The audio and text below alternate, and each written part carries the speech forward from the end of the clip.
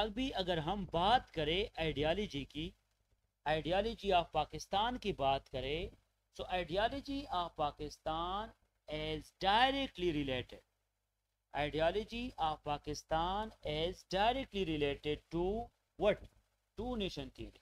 और two nation theory में हमारे पास दो किस्म के आइडियाज है। Number one as introduction, introduction के बाद आप लोगों ने आइडियोलॉजी को समझना है। Ideology as the study of ideas, और जब भी इस्लामिक आइडियोलॉजी की बात होगी सो टू नेशन थ्योरी को आप लोगों ने मस्ट लिखना होगा। और आइडियोलॉजी ऑफ पाकिस्तान का जो बेस है वो भी टू नेशन थ्योरी का है। So the word ideology is composed of two Greek words, ideo, ideo के बाद लोगोस। आइडियोस का मतलब है ideas, logos means study of ideas. So दो किस्म के आइडियाज आ सकते हैं, एक हिंदू आइडियोलॉजी है और एक मुस्लिम आइडियोलॉजी है। So ideology of any nation reflects the ideals and aspiration of peoples. ये बेसिकली ये बैकग्राउंड में अगर हम बात करें, हिस्टोरिकल बैकग्राउंड से पहले एक हेडिंग आप लोग दे दे, उसका नाम है evolution of ideology. So evolution of ideology हमारे पास इमर्ज कहाँ से होता है? Ideology as basically related to ideas. It is related to ideas based on the grievances of people. Ideology is related to religion and culture, and religion, culture और people जो है वो आइडियोलॉजी को शेप करते हैं, उसमें डिफरेंट पर्सपेक्टिव्स आ जाते हैं।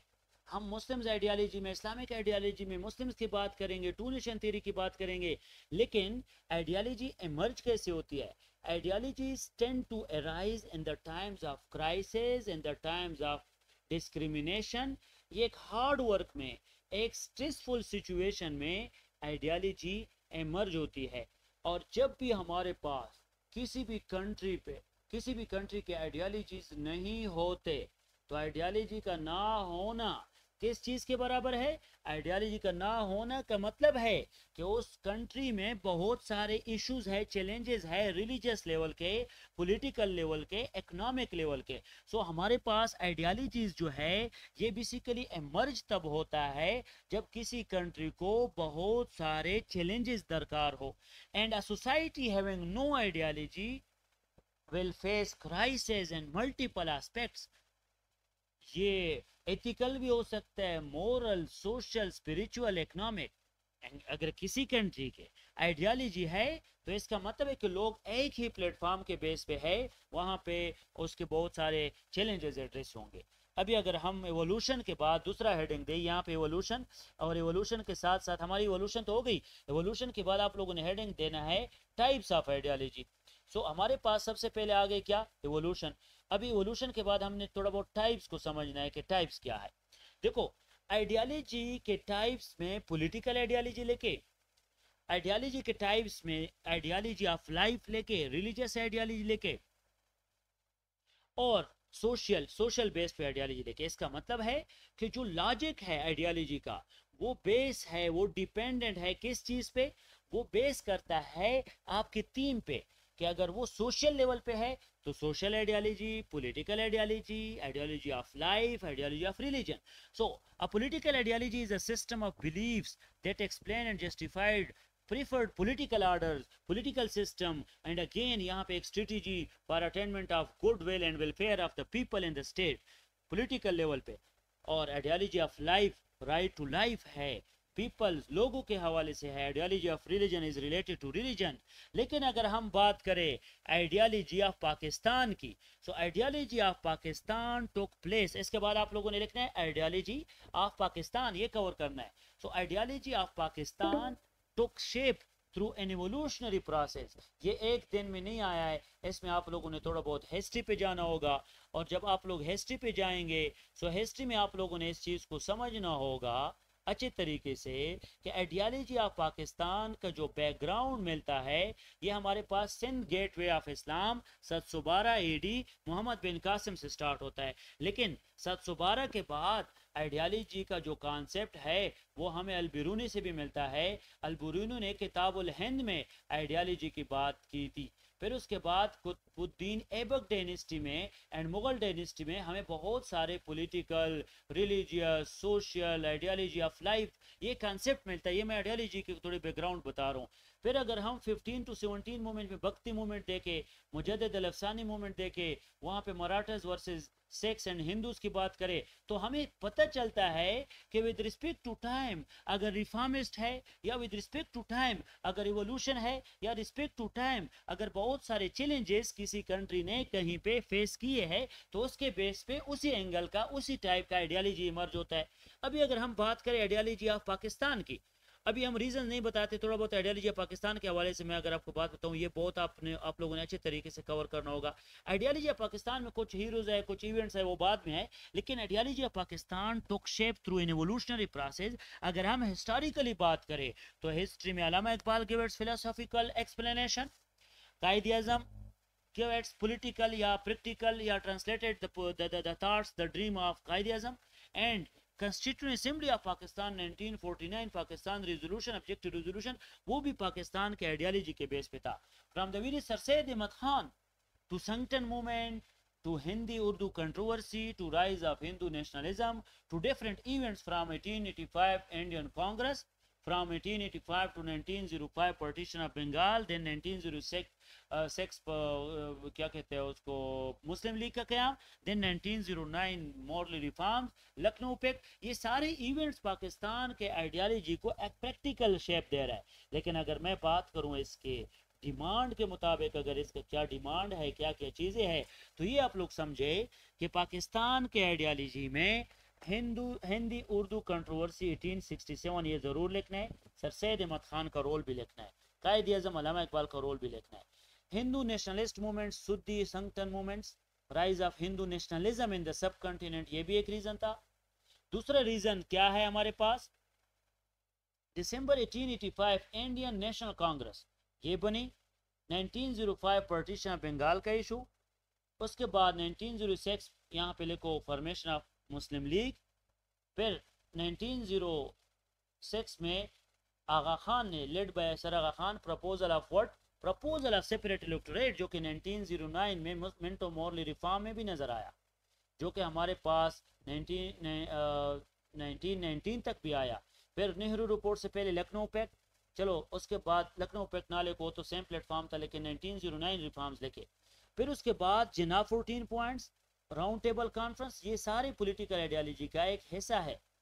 इसके साथ साथ अगर मैं बात करूं so Congress ministry of 1937, cunningness of Congress ministries, ये भी बहुत अहम रोल प्ले करता है कि हमें पता चला कि हमने अपने राइट्स के लिए लड़ना है, हमने अपने इकोनॉमिक सोशल पॉलिटिकल राइट्स के लिए लड़ना है। तो round table conference 1937 Congress ministries ये, और इसके साथ साथ हमारे पास Hindi was enforced official language, azan was forbidden, ये सारी कांग्रेस मिनिस्ट्रीज के क्या है उनकी कनिंगनेस है।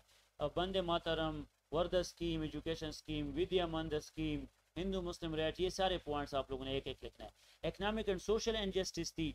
फिर हम पाकिस्तान मूवमेंट की तरफ गए, और पाकिस्तान मूवमेंट में पाकिस्तान रेजोल्यूशन, पाकिस्तान मूवमेंट में two nation theory, Pakistan movement में struggle for separate electorate, struggle for separate state, ये भी जरूरी है, ये कनेक्ट करना है ये डॉट्स। फिर पाकिस्तान मूवमेंट क्यों जरूरी है, ताकि सारे प्रॉब्लम्स जो मुसलमानों को है, सारे प्रॉब्लम्स जो सोशल लेवल पे है, सारे प्रॉब्लम्स जो पॉलिटिकल लेवल पे है, सारे प्रॉब्लम जो नेशनल लेवल पे है, हम उन सारे प्रॉब्लम्स को अच्छे तरीके से क्लू करें, टिक करें, और उनको अच्छे तरीके से टेकल करने में आइडियालॉजी का एक अहम रोल है। From the very history, from the very evolution to 1947 partition of subcontinent, या वी कैन से इंडिपेंडेंस। कुछ ideologies of Pakistan, ideology of Pakistan में कांग्रेस व्यू बहुत डिफरेंट आया, नेगेटिव व्यू ऑफ ब्रिटिश, फिर उसके बाद हिंदू व्यूज वो भी सही नहीं थे, Abul Kalam Azad also against Pakistan movement, ये भी था। Cripps mission was indirect approval of Pakistan movement. ये सारे वो रिएक्शंस थे, ये सारे वो चैलेंजेस थे जो पाकिस्तान मूवमेंट के सामने आए। ये तो मैंने कुछ 3-4 पॉइंट आउट किया है। अगर हम पॉलिटिकल पॉइंट ऑफ व्यू की बात करें, रिलीजियस पॉइंट ऑफ व्यू की बात करें, इकोनॉमिक पॉइंट ऑफ व्यू की बात करें, तो ये आप लोग देख सकते हैं। अभी AIIMS and objective of ideology of Pakistan, बहुत सारे एम्स है, लेकिन जो मेन एम मैंने लिखा है, enforcement of sovereignty of almighty Allah, उसके बाद एस्टेब्लिशमेंट ऑफ इस्लामिक डेमोक्रेसी, फिर revival of Islamic image, Islamic identity, religious point of view, फिर उसके साथ साथ आप लोग लेके protection of Muslim culture and civilisation, फिर उसके बाद promotion of two nation theory, और उसको फिर कायद-ए-आज़म अल्लामा इकबाल सर सैयद अहमद खान के साथ भी कनेक्ट कर सकते हैं। फिर emancipation of pre judicial Hindu minorities, शाबाश। उसके साथ साथ establishment of balanced economic system, balance political system, balance rights and justice system, बहुत सारे और भी है। इसका फायदा क्या हुआ? इसका फायदा ये हुआ कि एक बेसिक सेपरेट स्टेट मिला पाकिस्तान को, फ्रीडम मिला, बेसिस ऑफ पाकिस्तान मूवमेंट बना, जिसके बेस पे हम 1940 पाकिस्तान रेजोल्यूशन के बेस पे पाकिस्तान एक मुस्लिम यूनिटी, एक separate state for Muslim people बना। Guiding principle of the state of Pakistan, ये भी two nation theory and ideology के बेस पे है, और हमारा स्टेट बना भी यही आइडियोलॉजी के बेस पे। बेसिस ऑफ मुस्लिम यूनिटी भी यही है, रिलीजियस, पॉलिटिकल, इकोनॉमिक, सोशल, इन सारों को अगर हम मर्ज करें तो हम ये कह सकते हैं कि टू नेशन थ्योरी की बुनियाद पे पाकिस्तान बना, जिसमें social, political, economic, religious point of view अपने बतानी है। फिर Muslim nation rule was neither a territorial not racial, but it was related to belong to the same faith people that was under the umbrella of Islam, religious point of view. So Muslims demanded that area where they were in majority, and उसमें sovereign state उनको चाहिए था जहाँ पे वो जिंदगी गुजार सके आइडियोलॉजी ऑफ लाइफ के मुताबिक, on the basis of Quran, on the basis of सुन्ना। सो ये एक अच्छा प्लेटफॉर्म था। The creation of Pakistan was unique in the sense that it was based on ideology, that it was based on religion, that it was based on the slogan that is Pakistan का मतलब क्या? ला इलाहा इल्लल्लाह। पाकिस्तान जो religion की बुनियाद पे बना है, तो रिलीजन फ्रीडम भी चाहिए, और उस रिलीजन फ्रीडम के मुताबिक पाकिस्तान को एक बेस बना गाइडिंग प्रिंसिपल ऑफ स्टेट के लिए, मुस्लिम यूनिटी, कुरान एंड सुन्नह की बुनियाद पे। एंड अगेन अगर हम आइडियोलॉजी ऑफ पाकिस्तान की इंप्लीमेंटेशन की बात करें, सो हमने the very important thing is Muslim Umma, and the second thing is Islamic rules based on Quran, based on सुन्ना, और उनको फ्रीडम हासिल होना कि वो अपने रिचुअल्स को, वो अपने रिलीजन को अच्छे तरीके से फॉलो करे। और पॉलिटिकल सोशल राइट्स भी हम इसलिए ले रहे थे ताकि हम अलग से एक स्टेट बने और उस स्टेट में हम फ्रीडम के साथ रहे। सो अगर हम अभी पोस्ट इंडिपेंडेंस की बात नहीं करेंगे, सबसे पहले प्री इंडिपेंडेंस में ये बात लिखें कि ideology of Pakistan is actually Islamic ideology, and the idea of Muslims attaining Pakistan was in fact ideology of Pakistan. So एक दूसरे के वाइस वर्सा है। Ideology of Pakistan is actually Islamic ideology, and idea of Muslims attaining Pakistan was in fact the ideology of Pakistan. Quaid-e-Azam and ideology of Pakistan में आप लोगों ने all India Muslim league लिखना है, हिंदू उर्दू कंट्रोवर्सी लिखना है। जिन्ना played a decisive role in articulating the main demands for Muslims based on strong opposition, based on political rights, based on electoral rights। 1906 के मुस्लिम league के प्लेटफॉर्म से उसने कांग्रेस को निगेट किया, और एक सेपरेट लेजिस्लेटिव काउंसिल 1909 में एंड 1913 में और 1916 में अप टू 1928 में कायदे-ए-आज़म 14 पॉइंट्स तक उसने ये बात की। अभी कायदे-ए-आज़म ने पॉलिटिकल को ज्यादा तवज्जो दी, अल्लामा इकबाल ने सोशल एंड रिलीजन को ज्यादा तवज्जो दी। कायदे-ए-आज़म ने रिलीजन को भी हाईलाइट किया, लेकिन पॉलिटिकल राइट्स पहले, फिर उसके साथ साथ पॉलिटिकल के बेस पे रिलीजियस राइट्स लेना।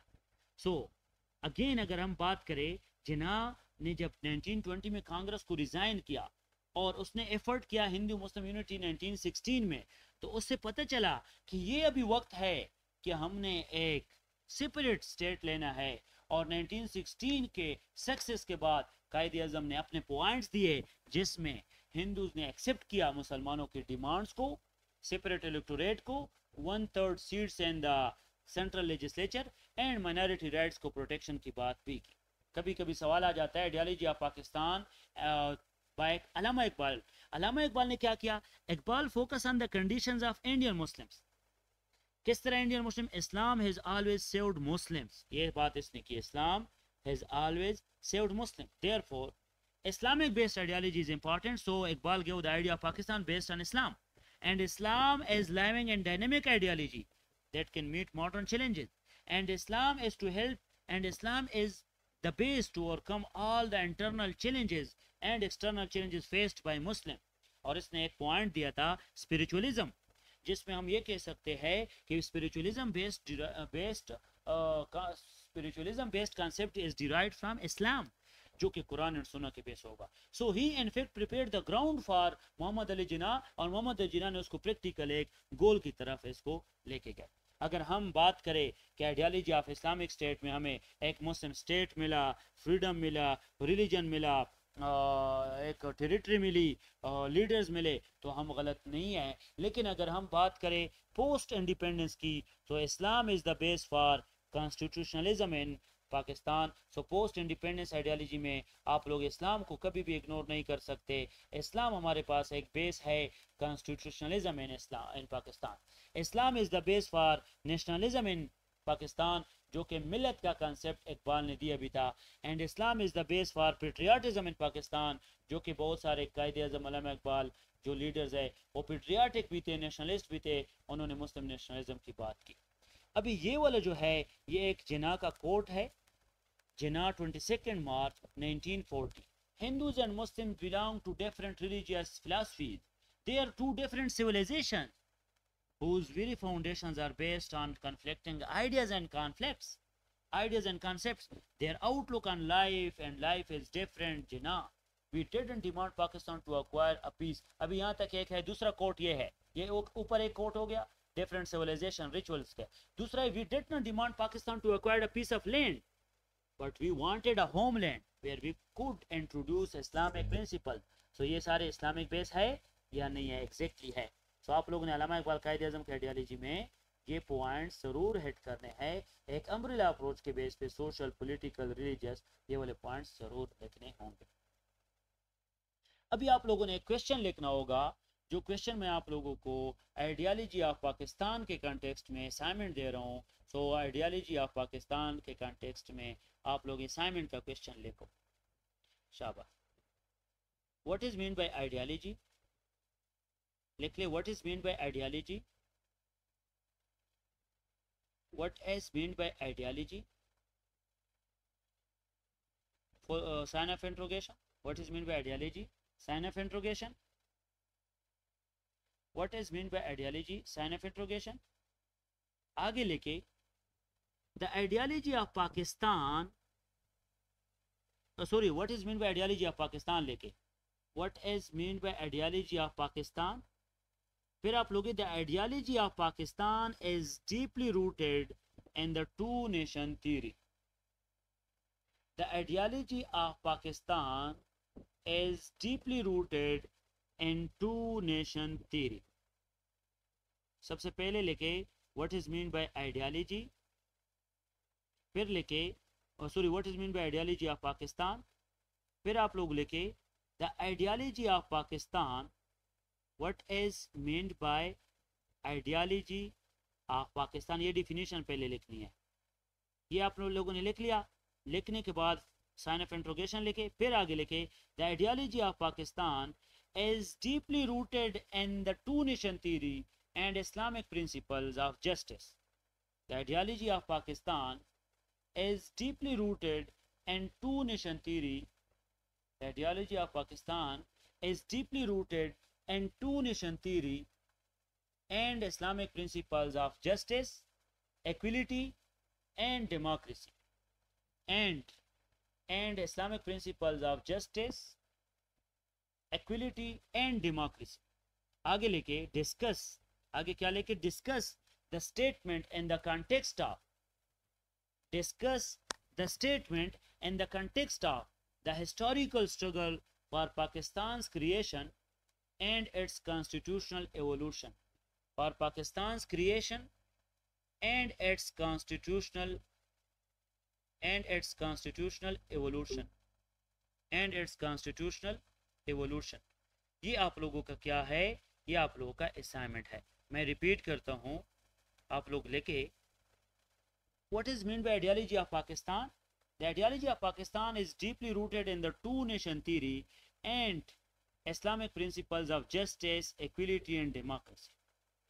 Discuss this statement in the context of historical struggle for Pakistan's creation. Discuss this statement in the context of historical struggle for Pakistan creation and its constitutional evolution. So question का जो main demand है वो है historical struggle, constitutional evolution. उसका base है ideology of Pakistan, जो कि based on justice, equality and democracy है। तो इसके बेस पे आप लोगों ने इस क्वेश्चन को अच्छे तरीके से एड्रेस करना है। ठीक है, शाबाश।